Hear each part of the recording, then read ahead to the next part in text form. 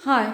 Semester 3 के लिए जिनका मेन हिंदी है उनका पेपर 7 के लिए ज्ञान मार्गी भक्ति शाखा अथवा संत काव्य का परिचय दीजिए वाला प्रश्न हम करेंगे, जिसमें हम पूर्व भूमिका, ज्ञान मार्गी शाखा परिचय, प्रमुख विशेषताएं और प्रवृत्तियां, उपसंहार, इस रूप में इस प्रश्न का उत्तर हम देखेंगे। देखते हैं उत्तर। निर्गुण भक्ति धारा की 2 उपशाखाओं में पहली शाखा को ज्ञान मार्गी अथवा ज्ञानाश्रय शाखा कहते हैं। इससे संत के काव्य की संज्ञा भी दी गई है। ईश्वर के निर्गुण निराकार स्वरूप की साधना ज्ञान के द्वारा ही हो सकती है। यह साधना अत्यंत कठिन है। सामान्य साधक इस मार्ग पर नहीं चल सकता। कबीर जैसे संत महात्मा ही इस साधना में सफल हो सकते हैं। यहाँ सबसे पहली ज्ञानाश्रय शाखा का हम परिचय लेंगे। तो ज्ञानाश्रय शाखा का परिचय निर्गुण ज्ञान मार्गी भक्ति शाखा अथवा संत मत का आविर्भाव हिंदी साहित्य के इतिहास में एक महत्वपूर्ण घटना है। देश की विचित्र परिस्थितियों ने इस मत को जन्म दिया। संतों ने इन विचित्र परिस्थितियों का पूर्ण सामंजस्य करके देश का बड़ा उपकार किया है। अब हम इसका सामान्य परिचय दें तो ईसा की 11वीं शताब्दी में भारत पर मुसलमानों के आक्रमण से हिंदू प्रजा निराश हो चुकी थी। उसके सामने देव मंदिरों तथा तीर्थों का विनाश हो रहा था। इसीलिए वह किसी सुदृढ़ आश्रय की खोज कर रही थी। इस संकट की स्थिति में संत कवियों ने बहुत बड़ी भूमिका निभाई। अधिकतर भारतीय संत साधक थे। उन्होंने अपनी आध्यात्मिक साधना द्वारा ऐसे मार्ग का आविष्कार किया जिसका विरोध मुसलमान भी न कर सके। मुसलमानों द्वारा सगुण साकार ईश्वर का विनाश होते देखकर संतों ने वैदिक साहित्य में वर्णित निर्गुण साधना पद्धति का आश्रय लिया और अपने काव्य द्वारा उसका प्रचार भी किया। इसी कारण संत काव्य को ज्ञान मार्गी काव्य धारा भी कहा जाता है।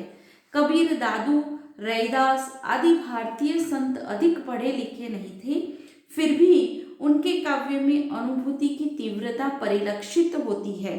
उन्होंने मूर्ति पूजा, वर्ण व्यवस्था, अवतारवाद, कर्मकांड आदि का खंडन किया और निम्न जाति के व्यक्तियों में आत्मसम्मान की भावना जागृत की। कबीरदास ने मूर्ति पूजा का विरोध करते हुए लिखा है कि दुनिया ऐसी बावरी, पाथर पूजन जाए, घर की चकिया कोई न पूजे, जेही का पीसा खाए। मूर्ति पूजा का यह विरोध समय के अनुकूल था, क्योंकि विजेता मुसलमान एकेश्वरवाद के समर्थक थे और बहुदेववाद के विरोधी थे। इस दृष्टि से उस समय एक ऐसे सामान्य भक्ति मार्ग की आवश्यकता थी जो मुसलमानों के विरोध में न हो। दूसरी ओर संत कवियों ने मुसलमानों को अहिंसा की ओर प्रेरित करने का प्रयास भी किया।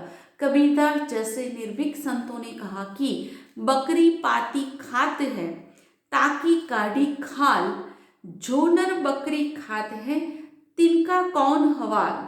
इससे स्पष्ट है कि संत कवियों ने बाह्याचारों का विरोध करके हिंदू और मुस्लिम दोनों को सदाचार की ओर प्रेरित किया है। संत संक्रांति काल के कवि थे। ऐसा कहा जाता है कि संक्रांति काल में कला विचारों का अनुसरण करती है और शांति काल में विचार कला का अनुसरण करते हैं। इसी कारण संत काव्य का कला पक्ष पुष्ट नहीं है। दूसरे शब्दों में कहे तो संत काव्य में भाव पक्ष का प्राधान्य है। अब हम इसकी प्रमुख विशेषताएं और प्रवृत्तियां देखेंगे। संत कवियों पर एक और दक्षिण के वैष्णव भक्ति आंदोलन तथा सिद्धोनाथों हठयोगियों आदि का प्रभाव पड़ा था, तो दूसरी ओर इस्लाम की सूफी विचारधारा प्रभाव भी परिलक्षित होता था।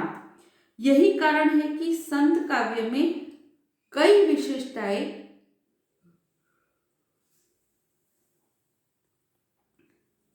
मिलती है, जैसे कि एक निर्गुण ब्रह्म का निरूपण, दो पाखंड और प्रदर्शन विरोध, तीन गुरु का महत्व, चार हिंदू मुस्लिम एकता, पांच जाति पाति का खंडन, छह नाथों और सिद्धों का प्रभाव, सात सधुकड़ी भाषा। यहाँ निर्गुण ब्रह्म का निरूपण देखें तो संत कवियों ने हिंदुओं के अद्वैतवाद तथा इस्लाम के एकेश्वरवाद दोनों का समन्वय अपने काव्य में किया है। कबीर, दादू आदि संतों ने कई स्थानों पर राम के नाम का उल्लेख किया है, किंतु उनके राम सगुण या साकार नहीं है। उन्हीं के शब्दों में देखें तो जाके मुख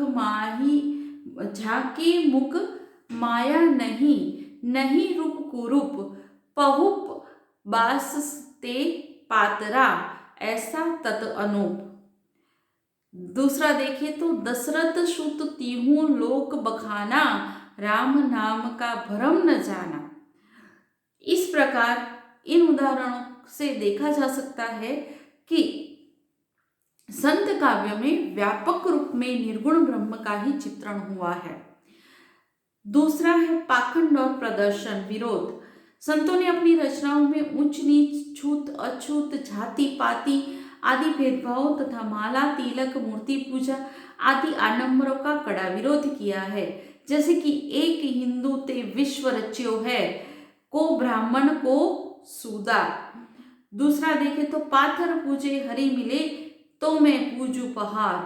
यहाँ पहला जो उदाहरण है उसमें जाति पाति भेदभाव का उदाहरण है, और दूसरा जो उदाहरण है उसमें मूर्ति पूजा का आडंबरों का विरोध किया है। आगे देखते हैं गुरु का महत्व। संत कवियों ने गुरु की महिमा सविस्तार से वर्णित की है। कबीर जैसे संत कवियों ने तो बलिहारी गुरु आपकी कहकर गोविंद से भी अधिक महत्व गुरु को दिया है। संत कवयित्री सहजोबाई ने भी कबीर जी की तरह गुरु को सर्वोपरि मानकर गुरु चरणन पर तन मन बारू, गुरु न तनु तजु हरि तज डारू। इस प्रकार संतों के लिए गुरु सर्वस्व है। तो आगे देखते हैं हिंदू मुस्लिम एकता। संत काव्य में हिंदू मुस्लिम एकता का विशेष प्रयास किया गया है। कबीर, दादू आदि संत कवियों की रचनाएं हिंदू और मुसलमान दोनों आदर पूर्वक पढ़ते हैं। इन संत कवियों की जाति और वर्ण का निर्णय अभी तक नहीं हो पाया है। कबीरदास ने दोनों कौम के झगड़े को व्यर्थ मानते हुए कहा है, कह हिंदू मोही राम प्यारा, तुरक कहे रहीमाना, आपस में दो लरी मुए, मरम काहू न जाना। इसमें स्पष्ट है कि संत एकता के समर्थक थे। आगे जाति पाति का खंडन। प्रायः सभी संत निम्न जाति के थे, इसलिए निम्न जाति को ऊंचे उठाने का प्रयास भी उनकी रचनाओं में किया गया है। उन्होंने अपनी भक्ति भावना और जीवन साधना से यह सिद्ध कर दिया है कि भक्ति या सिद्धि पर केवल सवर्णों का ही अधिकार नहीं है। उन्होंने घोषित किया है कि जाति पाति पूछे नहीं कोई, हरि को भजे सो हरि का होई। इस प्रकार संत कवि जातिवाद के विरोधी थे। आगे देखें तो नाथों और सिद्धों का प्रभाव। संत कवियों पर नाथपंथियों और सिद्धों के हठयोग और रहस्यवाद का प्रभाव भी पड़ा है। अवधू सो योगी गुरु मेरा, इसे कहा जा सकता है कि संतों का साधना पक्ष नाथ पंथियों तथा सिद्ध योगियों से प्रभावित है। आगे सद्दुकड़ी भाषा, ज्ञान मार्गी संतों की भाषा सद्दुकड़ी और प्रेम मार्गी सूफी कवियों की भाषा में अवधि का प्राधान्य था। अब हम देखेंगे उपसंहार। भक्ति काल की ज्ञान मार्गी शाखा को संत मत नाम दिया गया है। संत कवि अधिक पढ़े लिखे नहीं थे, फिर भी उनके पास आत्मज्ञान का भंडार भरा था। वे निम्न जाति के थे। उन्होंने निर्भीकता पूर्ण जातिवाद और आडंबर का विरोध किया है। उनकी भाषा सद्दुकड़ी है और उनकी रचनाओं में भाव पक्ष का प्राधान्य है।